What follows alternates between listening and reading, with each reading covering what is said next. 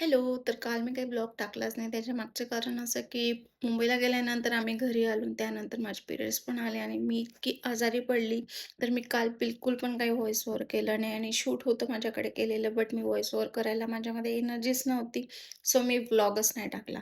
So ना आम्ही मुंबईहून आल्यानंतर मी दीदीकडे गेली होती. एक दिवस त्यांच्याकडे स्टे केला होता. मी कपडे वगैरे काही नेले नव्हते माझे. पण नंतरून आईंना आहे ना दवाखान्यात न्यायचं होतं, कारण की त्यांचा पाय दुखत होता. सो आम्ही गेलो होतो मणिपाल हॉस्पिटलला आणि ते हॉस्पिटल नसून मॉलच वाटत होता. एवढं मोठं हॉस्पिटल होतं. तिथं सगळंच होतं. कॅफे वगैरे सगळं होतं. एवढा मोठा होता तो मॉलसारखाच वाटत होता. आणि घरी येऊन बघितलं तर एवढा पाऊस होता चालू झालेला आणि ना माझं ना सगळ्या कुंड्या वगैरे ना खाली पडून त्यांचा चुरा झालेला होता. सगळं नुकसान झालेलं होतं माझं. मग मी ना घरी आल्या-आल्या मला बरं बिलकुल वाटत नव्हतं आणि घरी येऊन मला एवढं सगळं काम करावं लागलं. मी पूर्ण साफ केलं ते, कारण की पूर्ण कुंड्या वगैरे फुटून गेलेल्या होत्या. माती-माती झालेले होते.